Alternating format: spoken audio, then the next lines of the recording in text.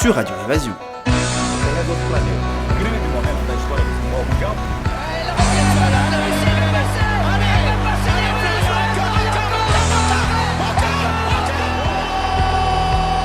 Bonjour à tous et à toutes et bienvenue dans l'émission radio Paris est gagnant, votre émission de sport et du Paris sportif. Donc déjà, je tiens à remercier les personnes qui nous écoutent. Voilà, je sais que vous êtes de plus en plus nombreux par rapport aux mails que je reçois et aux commentaires que vous mettez sous la radio. Donc encore un grand merci à vous tous. Au programme de l'émission du jour, on va faire le point sur le premier tiers du championnat de Ligue 1 avec Nicolas. Voilà, Nicolas qui était avec nous la semaine dernière, alias Mignon Nico dans mon club. Donc il va intervenir pour faire un petit point là-dessus. Et ensuite, nous recevrons dans un deuxième temps Olivier qui est un parieur, on va dire semi-professionnel, parce qu'il a un job à côté, et qui vous expliquera sa technique sur les matchs nuls en football. Alors voilà, c'est une technique assez déroutante, parce que jouer sur les matchs nuls, c'est pas forcément ce qui vient à l'esprit tout de suite, mais elle est bénéficiaire, et maintenant depuis quelques temps, sur plusieurs centaines de paris, et on va bien dire que c'est cela qui compte pour nous, parieurs. Donc sans plus tarder, nous allons rejoindre Nicolas.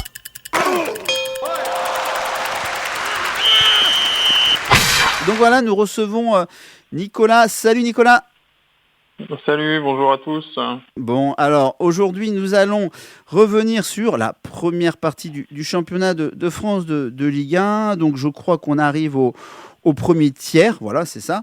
Tu m'arrêtes si je me... Ouais, 12 journées écoulées. Voilà, tout à fait, 12 journées écoulées, exactement. On a la trêve internationale là, qui arrive, donc c'est pour ça qu'on fait ce petit bilan. Alors, que peut-on dire, que peux-tu nous dire sur cette première partie de championnat ? Alors, déjà, je reviens sur la dernière journée, la 12e journée, avec quelques stats intéressantes, notamment pour ceux qui aiment bien suivre les buteurs. Donc, vous pouvez noter que du côté de Angers, il y a un joueur qui a marqué 45% des buts de son équipe. C'est Famara Diédhiou, qui a inscrit 5 des 11 buts d'Angers. Pas mal. Donc c'est une performance intéressante. Et à Montpellier, je te laisse deviner qui est impliqué dans beaucoup de buts. Bouz. Eh oui, voilà, c'est quand même le joueur qui, surtout qui porte l'équipe. Donc il est impliqué sur 42%. Il est impliqué dans 8 des 19 buts inscrits par Montpellier.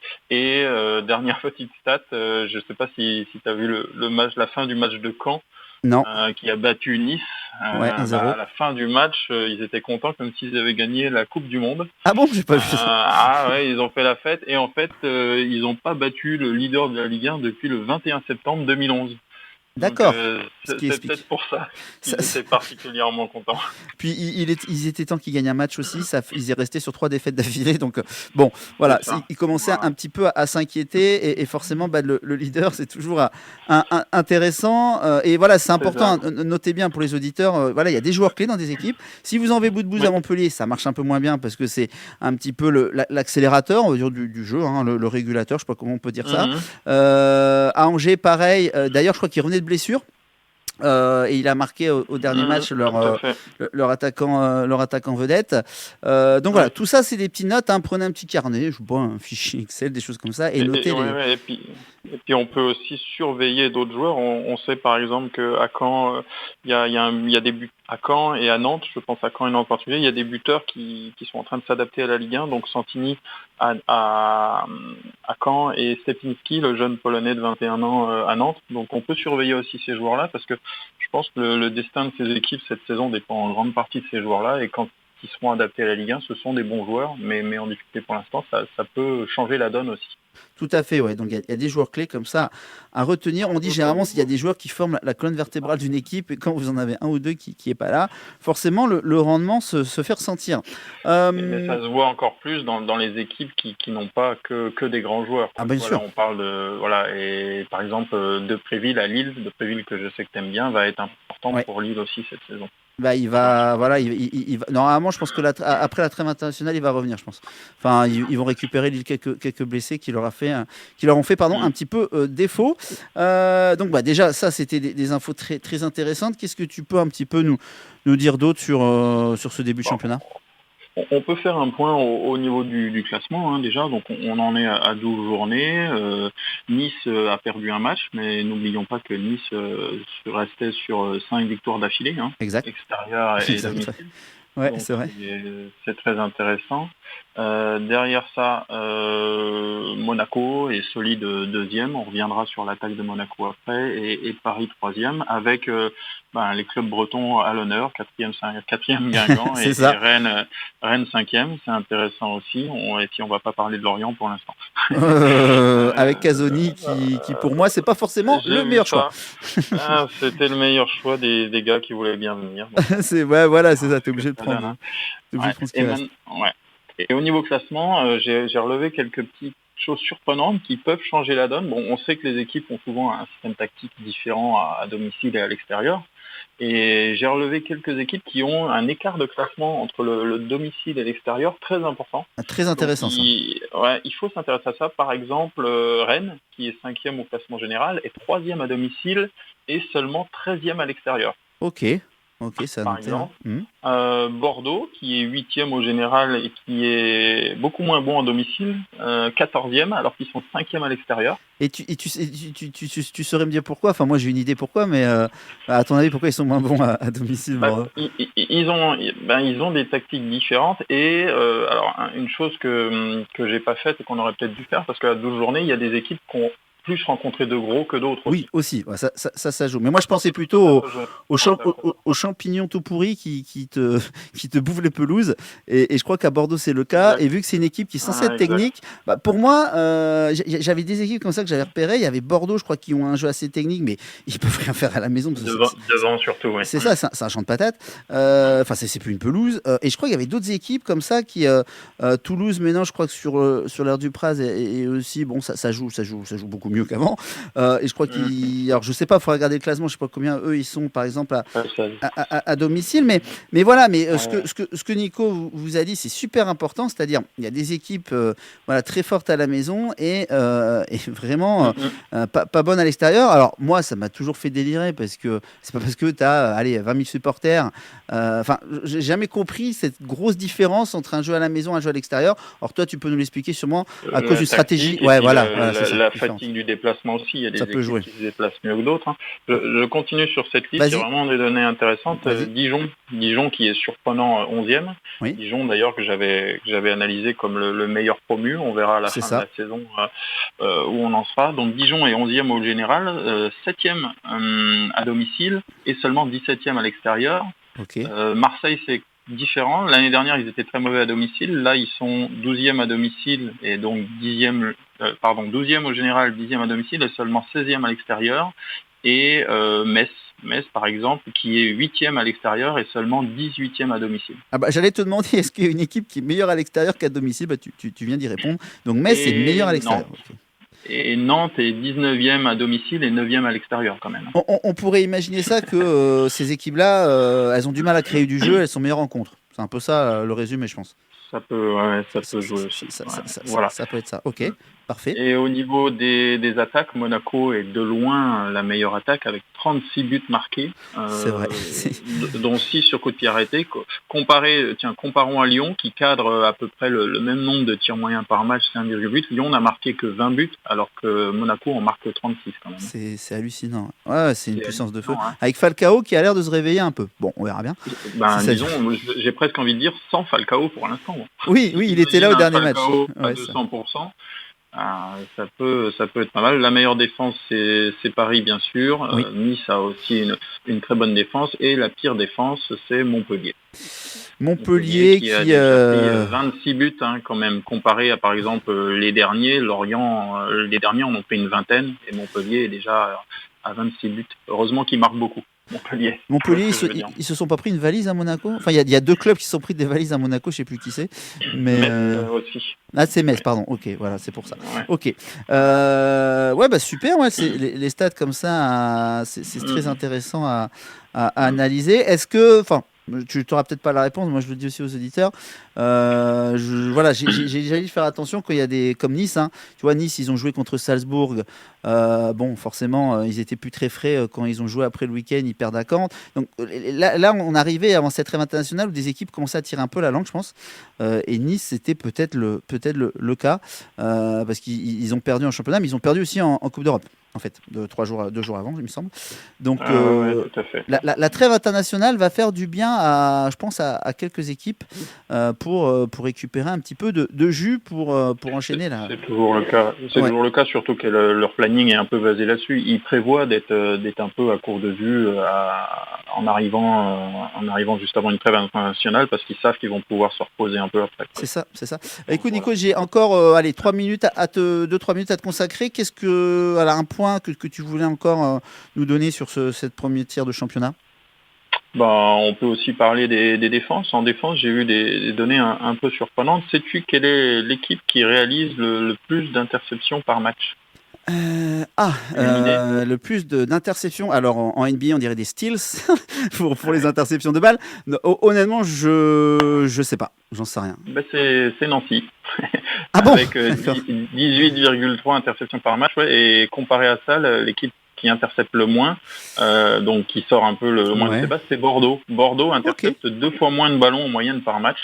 Donc ça veut un peu tout dire sur le style de jeu utilisé par Gouvrenec, je pense, qui est vraiment dans la discipline et chacun reste à son poste. Ok, pas mal, intéressant comme statistique. Non, mais c'est et qui, alors tu les as peut-être pas, mais c'est vrai parce qu'il y a des équipes qui marquent beaucoup plus sur coup de pied arrêté que d'autres, je présume aussi, qui sont moins bonnes dans. Monaco et Lyon en ont marqué 6. Pas mal. D'accord. Ouais. Donc Glick à Monaco est très important sur les coups de pied arrêtés. Et il y a Toulouse aussi qui est très bon sur coups de pied arrêtés avec Julien, le défenseur qui fait presque 2 mètres là. Oui, ok, oui, je vois.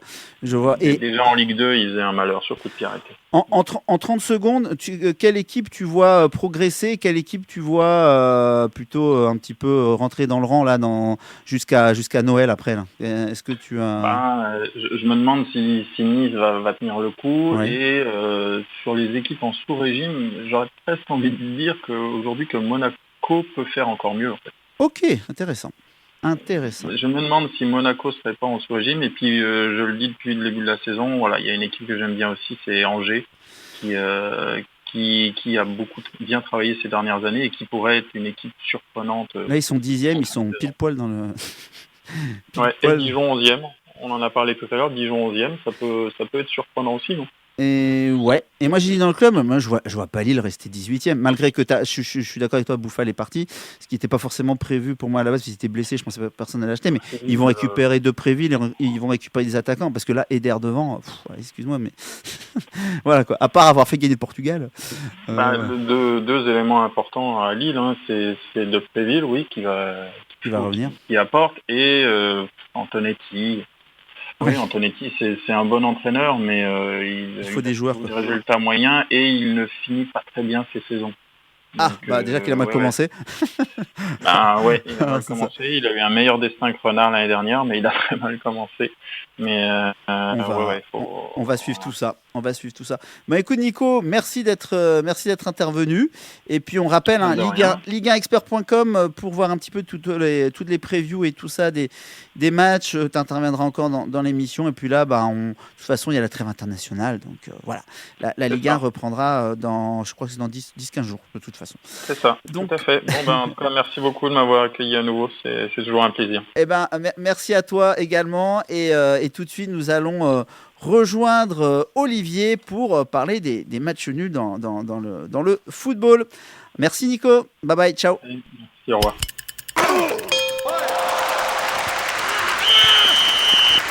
Donc voilà, nous rejoignons aujourd'hui Olivier. Bonjour Olivier. Bonjour Benoît. Alors Olivier est sur Lille, donc bonjour à tous nos amis lillois. Alors Olivier, il intervient aujourd'hui parce que il est, on va dire, parieur semi-pro, hein, parce que tu as un travail à côté, mais tu fais du pari sportif, donc je dis semi-pro. Voilà, si tu étais professionnel, ce serait ton job à plein temps. Et Oui. il a une technique ou une façon de jouer, si je peux m'exprimer ainsi. Il est spécialiste, on va dire, des matchs nuls. Alors moi, on se connaît maintenant depuis plus d'un an. Ça m'a fait bizarre la première fois qu'on a discuté parce que je dis mais comment on peut jouer sur un match nul? Voilà, moi en tant que parieur, je me dis c'est toujours assez dément, mais voilà, tu m'as prouvé que c'était possible. Je donne un exemple pour les auditeurs. Aujourd'hui, donc septembre, octobre et novembre 2016, donc la nouvelle saison, tu as déjà plus de 500 paris et tu as un roi assez sympathique qui est 30 unités de profit. Donc déjà, Olivier, est-ce que tu peux nous expliquer pourquoi tu es parti dans cette aventure que sont les matchs nuls? Eh bien, comme j'ai pu le dire dans une vidéo dernièrement, effectivement, jusqu'à présent, enfin jusqu'à longtemps, j'ai suivi des gens et je m'étais mis en tête en fait de produire mes propres pronostics. Alors j'ai cherché une stratégie, j'ai d'abord cherché sur les victoires à domicile, puis les victoires à l'extérieur, rien qu'en statistique, puisque moi je fais que des statistiques. Et donc ces deux méthodes ne marchant pas, je dis on va tenter avec le match nul. Et puis j'ai commencé à faire ça sur du papier, à blanc, pour voir ce que ça pouvait donner. Puis les paris passants, c'est vrai que je commençais à avoir un roi positif. Oui. Donc je me suis dit pourquoi pas continuer dans cette voie et donc poursuivre la démarche. Et c'est pour ça que j'ai commencé par la suite, parce que ça je le faisais depuis déjà 2 ans auparavant, avant que je ne publie sur Blogabet. Oui. Et à un moment donné, je dis c'était plus simple pour moi de mettre tout sur Blogabet. Au moins, c'est vrai que c'est synthétique. On a tout de suite les résultats qui s'affichent au niveau des rois, des profits. Alors, c'est ça, Blogabet, pardon, je te coupe, blogabet.com, oui. Parce qu'il y a des auditeurs qui savent pas ce que c'est. Oui. Blogabet.com, c'est en fait un site où vous pouvez mettre les paris que vous prenez. Comme ça fait un suivi. Alors, vous pouvez pas tricher parce que vous pouvez pas les modifier. Et ça vous fait, en fait, ça vous sert de carte de visite, entre guillemets. Ça montre un peu vos compétences. Et donc, Olivier a utilisé Blogabet pour faire ça. T'as combien de paris sur Blogabet? Alors, ce mois-ci, on va arriver à 2000. Alors, vous voyez que 2000 paris, ça commence à parler. Mine de rien, moi, je vous parle de variance. Pour ceux qui ne savent pas ce que c'est le mot variance, c'est tout simplement pour faire très simple, c'est ce qu'on appelle la chance. Voilà. Donc, la variance, c'est plutôt un terme mathématique. Et on estime qu'à partir d'un certain nombre de paris, c'est plus le facteur chance qui intervient, c'est vos compétences vraiment, et on sait dire si une méthode fonctionne. Donc là, il a 2000 paris. Voilà, on peut vraiment dire qu'aujourd'hui, c'est quand même, il y a quand même quelque chose derrière, et tu as des compétences dans ce domaine-là, et ce que tu as mis en place, c'est très intéressant au niveau statistique. Et je rebondis sur ce que tu as dit tout à l'heure, c'est que toi, tu t'en fiches, si je peux dire ça comme ça, de la composition des équipes, vu que c'est basé sur des statistiques. Donc ça peut ouvrir des espoirs à certaines personnes qui connaissent pas forcément bien les équipes. Donc un peu, c'est quoi un petit peu ton domaine de prédilection, les championnats de foot? Il me semble que tu as changé de fusil d'épaule là. Alors j'ai pendant donc 1 an, même plus d'1 an, enfin 3 ans, puisque je prends aussi mon historique papier. C'est vrai que je m'étais concentré exclusivement sur des championnats qui faisaient plus de 30-35% de matchs nuls en moyenne dans le championnat. Là où je repérais les matchs les plus serrés, des choses comme ça. Et donc ensuite, je décidais de prendre les matchs qui pouvaient se terminer par un nul ou pas. D'accord. Et donc donc ça, j'ai fait ça. Mais depuis que j'ai lancé mon service payant, oui. Donc j'ai commencé à avoir des clients et donc des remarques et donc des attentes par rapport à ces clients justement qui me demandaient de ne pas faire un pronostic 1 heure avant, de l'anticiper. Enfin, j'ai dû m'adapter à une certaine demande par rapport à tout ça. Donc j'ai dû revoir un peu ma stratégie et puis aussi faire aussi du plus gros marché que je ne faisais jusqu'ici. C'est-à-dire que même si j'en faisais auparavant déjà, je faisais quand même plus du secondaire que du. On appelle ça plus du marché niche, enfin des divisions de niche avec c'est ça, avec moins de comment j'allais dire de médiatisation. de médiatisation, mais c'est surtout moins de flux financiers joués dessus. Donc aujourd'hui, et c'est tout à ton honneur, aujourd'hui tu étais parti sur plutôt les divisions de masse, hein, si je peux m'exprimer ainsi, comme la Ligue 1, la première ligue anglaise, la première la Bundesliga. Donc tu as écouté vraiment les gens qui t'avaient fait confiance, et c'est tout à ton honneur d'ailleurs, puis ça m'étonne pas que toi que tu écoutes ce que les gens te disent, parce que voilà, là-dessus t'es vraiment ouvert, et voilà, et t'as changé un petit peu de fusil d'épaule tout en gardant des bons résultats. Alors faut être tout à fait aussi honnête avec les gens.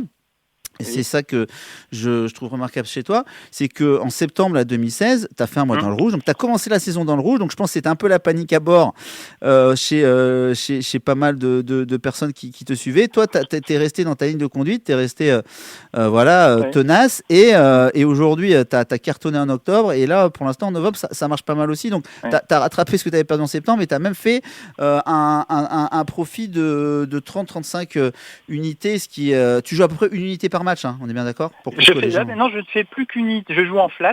En flat betting. Alors, flat betting, je suis obligé de le dire à chaque fois les mots. Oui, bien sûr. Flat betting, c'est vous jouez à masse égale, en fait. C'est-à-dire, vous jouez à chaque fois la même somme d'argent sur un pari. Voilà, je te laisse continuer. J'explique juste le terme.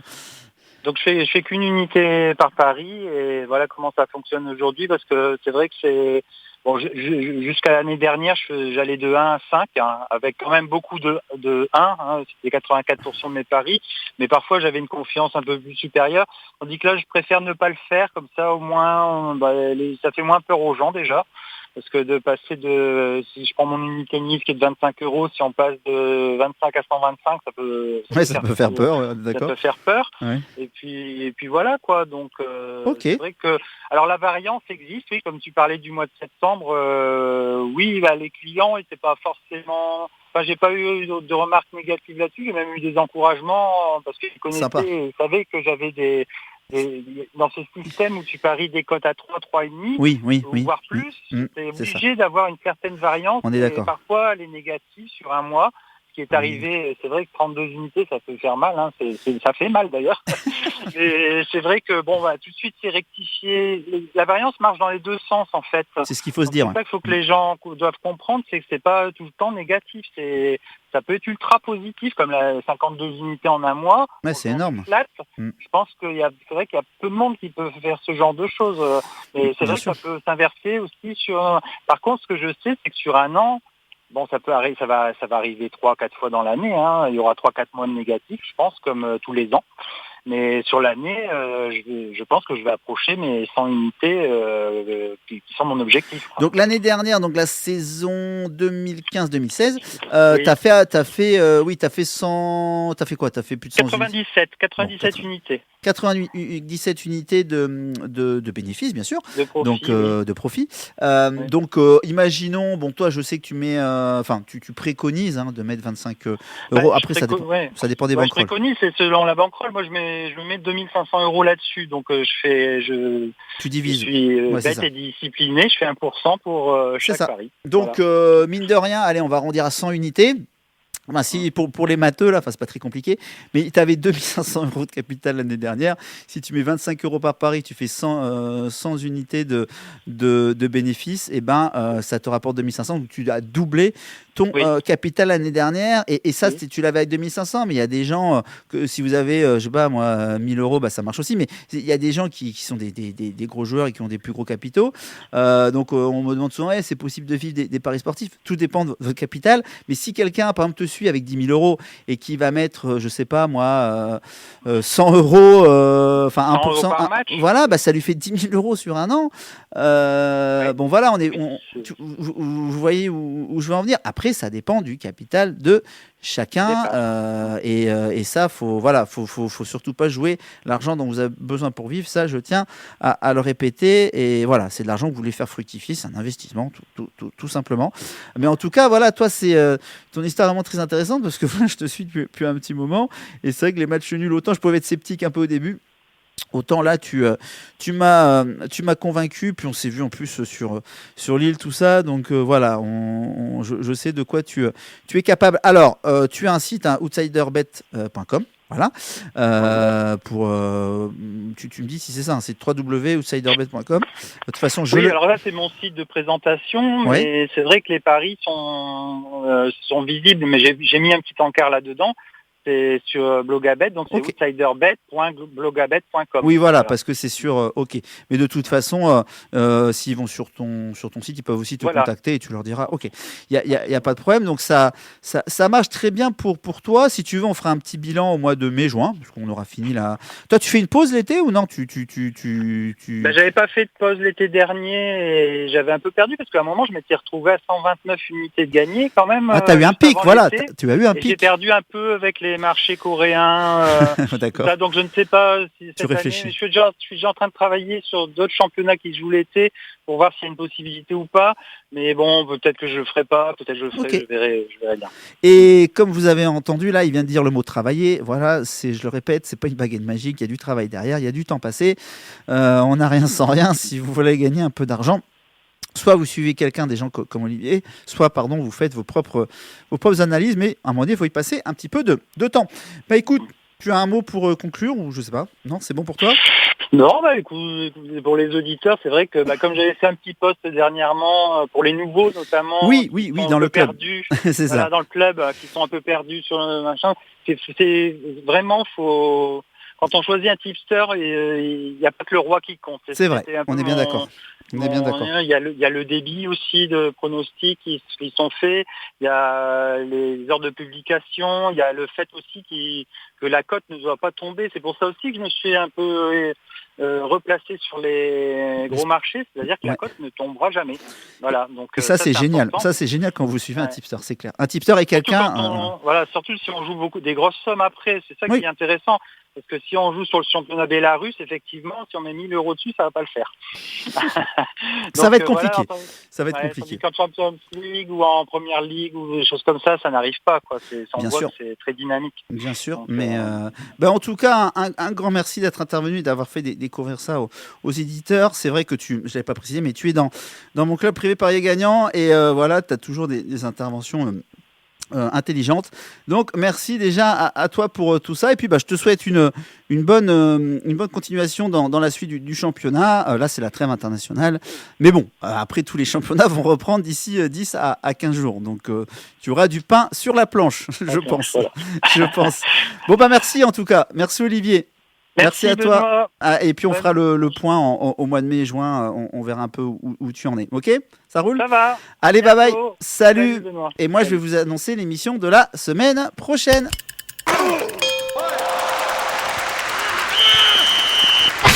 Voilà, c'est fini pour l'émission de cette semaine. Vous voyez, on a eu 2 invités. Parfois, on va en avoir 2, 1 ou parfois 0. C'est moi qui ferai toute l'émission.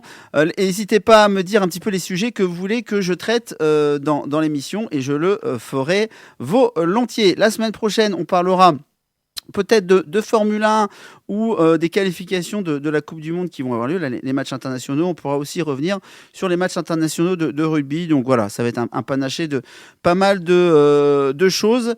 Donc n'oubliez pas que vous pouvez me retrouver sur www.parier-gagnant.com en podcast.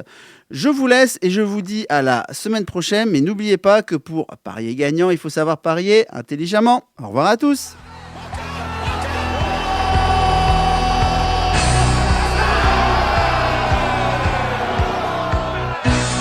Radio Parier Gagnant, votre émission de sport et du pari sportif.